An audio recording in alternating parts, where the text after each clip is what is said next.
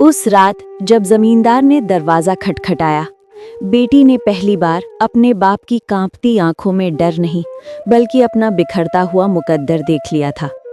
अब कहानी शुरू होती है। बिहार के छोटे से गांव खैराडी में रहने वाले अजहर मियाँ अपनी बेटी शाइना के साथ मिट्टी की कच्ची झोपड़ी में गुजारा करते थे। बीवी गुजर चुकी थी। जिंदगी की लड़ाई और गरीबी दोनों ने अजहर को कमजोर बना दिया था।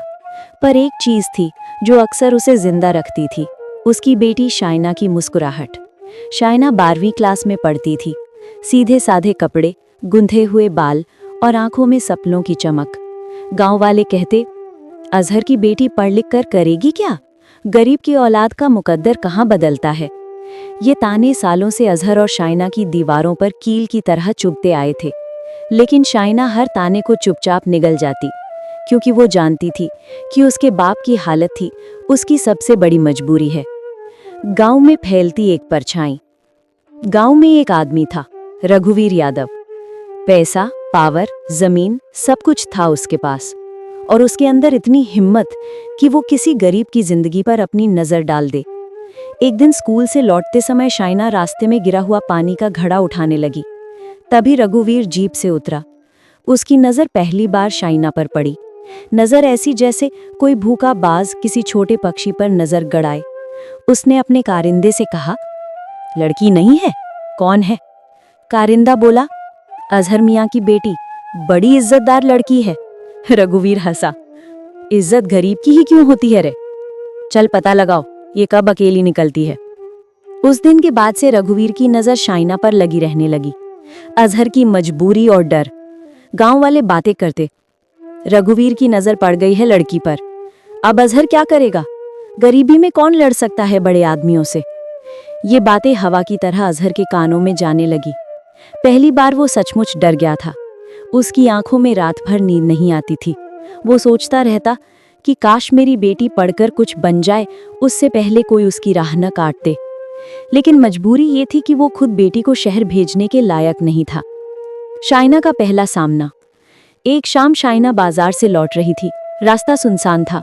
तभी एक जीप उसके पास रुकी। रघुवीर उतरा और धीरे से बोला, कहाँ जाती हो रोज? स्कूल? इतनी पढ़ाई क्या करेगी तुम? शाइना पीछे हट गई। वो डर रही थी लेकिन आवाज में हिम्मत लाकर बोली, मेरा रास्ता छोड़ दीजिए। रघुवीर मुस्कुराया, तुम्हारे जैसे चेहरे के लिए मैं रास्ता बनाता हूँ, रोकता नहीं। शाइना का चेहरा सफेद पड़ गया। उसने दौड़कर घर की ओर भागना शुरू किया। उस रात पहली बार वो टूटकर रोई थी, लेकिन उसने ये सब अपने बाप को नहीं बताया, क्योंकि वो जानती थी कि बाप की हालत ही उसकी सबसे बड़ी कमजोरी है। ताने, जिल्लत और टूटती हिम्मत। अगले दिन गांव में फिर ताने शुरू। गरीब की बेटी है, ज्यादा इज्जत बचा नहीं पाएगी। रघुवीर ने देख लिया है तो समझो खेल खत्म। अजहर की किस्मत में रोना ही लिखा है। हर ताना आग की तरह शाइना के दिल में उतरता था। वो सोचती, आखिर क्यों गरीब की बेटी पर सबकी नजर होती है? क्यों सब उसे कमजोर समझते हैं? लेकिन अगले ही पल वो खुद को मजबूत करती, नहीं, मैं किसी की नजरों की शिकार नहीं बनूंगी, मैं अपनी राह खुद बनाऊंगी। वो रात जिसने सब बदल दिया। एक रात जब हवा में अजीब सी खामोशी थी। अजहर घर में नहीं था, वो शहर मजदूरी पर गया था। शाइना दरवाजे पर ताला लगाकर सोने ही वाली थी कि दूर से जीप की आवाज सुनाई दी। दिल धक से रह गया। 2 परछाइयां झोपड़ी की ओर बढ़ रही थी। शाइना खिड़की से देख रही थी। रघुवीर के आदमियों के हाथ में मिट्टी के तेल का डिब्बा था। आज रात खत्म कर देंगे इसके बाप की अकड़। शाइना का खून ठंडा पड़ गया, पर डर से ज्यादा उसके अंदर गुस्सा उठा। उसने चिल्लाया, बचाओ, कोई है?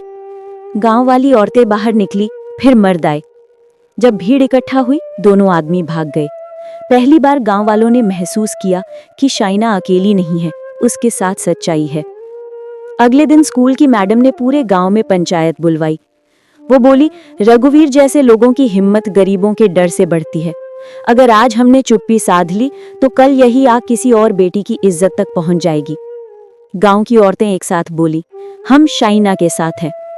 ये आवाज सीधे जिला ऑफिस तक पहुंच गई। जांच बैठी। रघुवीर गिरफ्तार हुआ। उसकी जमीन जब्त हुई।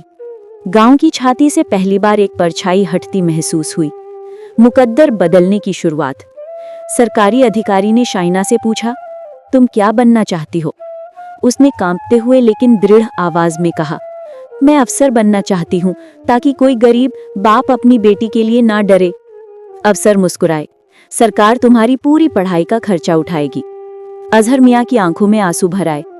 उन्होंने बेटी को गले लगाया और बोला, आज तेरी माँ का सपना पूरा हुआ। शहर के कॉलेज में दाखिला मिला। वो दिन रात पढ़ाई करती रही। मजदूरी से निकलने वाली बच्ची अब किताबों के पहाड़ चढ़ने लगी। लोग कहते, अजहर की बेटी तो कमाल कर गई। जिसे रघुवीर ने डराना चाहा वो तो आग बन गई। गरीबी का मुकद्दर उसी ने बदला। इसी बीच शाइना ने यूपीएससी की तैयारी शुरू की। पहले 2 प्रयास में वो असफल रही, पर हर बार उठी, हर बार फिर से लड़ने को तैयार। तीसरे प्रयास में परिणाम आया, RIR 119, शाइना अजहर IAS। गांव में लोग खुशी के मारे नाचने लगे। औरतें उसके नाम की मिठाई बांटने लगी। अजहर मियाँ जमीन पर सजदा करने लगे, अल्लाह ने मेरी बेटी को वो इज्जत दी जो कभी हमने सपने में भी नहीं देखी थी। जब शाइना अपने गांव SP को लेकर लौटी, गांव की लड़कियां उसके सामने कतार में खड़ी थीं। किसी की आंखों में उम्मीद थी, किसी में साहस, किसी में अपने भविष्य की चमक। शाइना ने माइक पकड़ा और बोली, आज मैं ये साबित करने आई हूँ कि गरीब की बेटी का मुकद्दर गरीबी नहीं, उसका हौसला लिखता है। जिस बेटी को गांव ताने देता है, वही गांव की शान बन सकती है, अगर वो टूटने की बजाय लड़ना सीख ले। कहानी का सबक है, मजबूरी इंसान को छोटा नहीं करती, अगर वो मेहनत करना ना छोड़े। ताने जहर की तरह होते हैं, लेकिन वही जहर दवा बन जाता है जब कोई लड़की उसे चुपचाप पीकर आगे बढ़ती है।